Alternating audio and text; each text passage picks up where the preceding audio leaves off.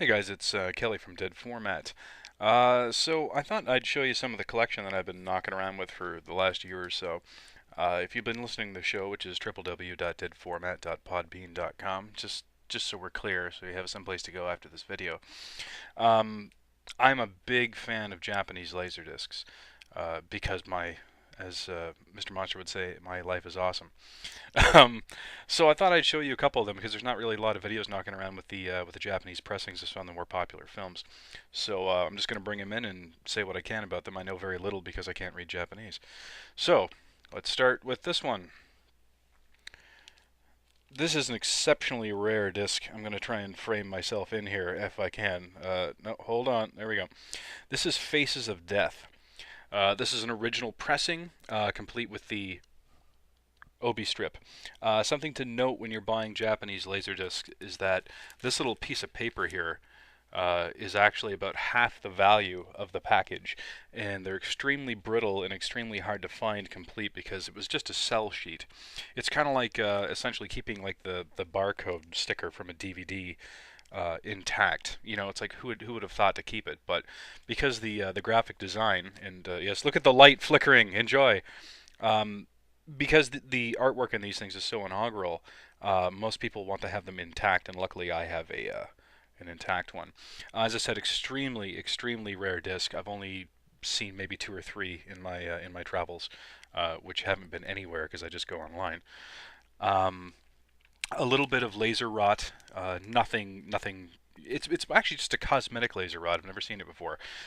If you look at the disc, it doesn't look great, but it plays fine, so no issues. Um, Apparently, I'm just going to bring up the good ones first, and that's all downhill from here. So here is, ooh, Cannibal fucking Holocaust on the CBS Fox label, which for some reason just threw me, because it seems like such a reputable label, and then all of a sudden here it is. It's like, yep, Cannibal Holocaust, and this printing, I've watched this. It's in mono. It's slightly cut by I'd say maybe a few seconds here and there, but it is censored, and the only thing that's censored is genitalia, because that's still a big no-no in Japan. Especially it was back in 1980. Hold on here, 82? Oh, 87. Oh, okay, close enough. Yeah, 1987 when this was pressed. So, again, extremely rare disc. Only handful of them knocking around. Original retail price in this thing. This is the amazing part. 7,800 yen. So figure that to be about 90 bucks right now. So paying $90 for a movie right off the rack is probably not going to sit well with people nowadays. Moving along, here's another cool one. I actually reviewed this in Fangoria. Fright Night 2 with all the stickers on it, which apparently means something to people. So Fright Night Part 2 is out of print on DVD, and the DVD was actually a rip of this. And this bitch was 7,300 yen. Again, imagine $90 on Fright Night 2. Hardly seems worth it, right? And again, Obi strip intact. This is a sealed copy at that. So I'm not really sure how bad the rot, if any, is on this particular disc, but I'll never know. I'm never going to try and find out. That's not a laser disc, so I'm not going to pull that out. This one I got from Duff's Flicks. Duff's a great guy. This is Fall of the House of Usher, sans Obi strip, with some of the most bizarre cover artwork I've ever seen, with the fucking serpent like wrapping itself around the head of Edgar Allan Poe. I can't really. I haven't decided if I like this artwork or not. I mean, you can't see obviously in this extremely high quality video that I'm giving to you right now, but the graphic design here, the artwork is terrible. It looks like it was scanned from like a letterhead and then recolored in paint. It's pretty bad. Wow, did you see that way that just flickered all of a sudden? I started going at like 12 frames per second. It was fantastic. Another one I got from Duff. This is not the Roan pressing. Roan made a lot of really good laserdiscs. This is the Image Entertainment pressing of. Hold on, I'm gonna try and get it so I'm not going all weird with the fucking lighting. Demons 2, and the reason that I have the Demons 2 in the image is because the cover art is fucking badass. That's why. That is the only reason that I have this particular one. Because it frames really well. It's not particularly rare or valuable, but it just looks really, really good. Again, dustflix.com. Picked it up for like $10. You really can't beat that, and it's nice to have somebody who's not gouging us like the pricks on eBay. So here's Company of Wolves. I got this one for the wife just because we. I don't think this is out on DVD at all. I've never seen a DVD pressing of it. I know that there's a region-free Blu-ray of this knocking around out there. I haven't bothered to verify whether or not that is a legit pressing or not.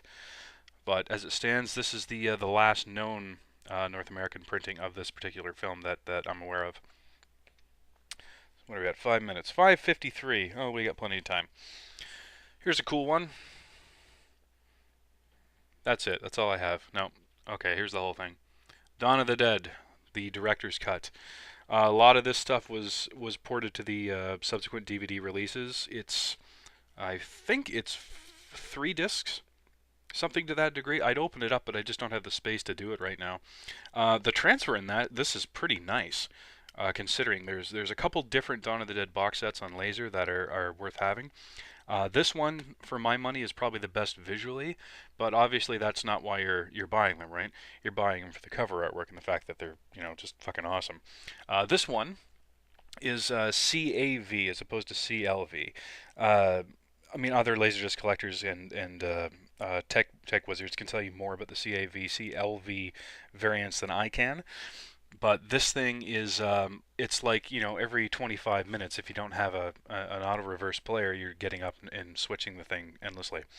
But as I was saying about cover artwork, you don't buy it. You don't buy them for the pressings. You buy them because of this.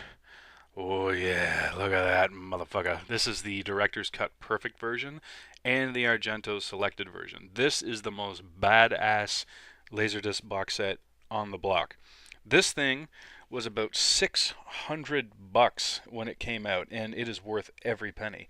I'll do another video if you want to see the interior of this thing. It comes with, you get like posters and gatefolds and whatever you want. But look at that. Look at that. That is just gorgeous. I'm going to show you the back. Here it is. Look at that. All chromed out. Oh yeah, that is nice. That was the first major Laserdisc purchase I ever made, and goddamn, it's sweet. So I got about 2 minutes left. I'm going to show you. Let's see. I'm going to go 2 more box sets. There's another rare Japanese pressing. Here is. This is actually Suspiria in deep red. It's the worst transfer of Suspiria I've ever seen in my entire life. Nice transfer of deep red. Both letterboxed, both in this beautiful, beautiful package. Retailed for about $150 US back in the day. Who pressed this? I don't know. I have no idea who pressed this. I mean, it was a man. I don't think it was a beast of any kind. I'm pretty sure it was just a man. But more box set. Les Vampires. Rare Laserdisc. Not a terribly rare DVD by any means. But this is one of the ones that I just... really, when you're talking a film from like the 20s or 30s, you're not going to gain anything by having the DVD of it because it's not necessarily going to look any better than the uncompressed analog here. I just thought that the packaging and the presentation of this was so beautiful. You look at that. That's pretty nice, right? Image Entertainment, another fine pressing from Image. So I got time for one more, and then we're going to move on. Here is the. This is a boring exit. Hey, why is this mirrored? Interesting. This is the. Am I just noticing this now? This is the THX demo disc. Essentially, what you do is you calibrate your machine with one of these. Pretty cool. I haven't done it with mine yet because it's a Laserdisc player and I have a Blu-ray player, and I'm not trying to fool myself. Anyway. If you want to learn more about Laserdisc and dead formats, go to www.deadformat.podbean.com or see my article every month in Fangoria magazine. Until then, let us know. See ya.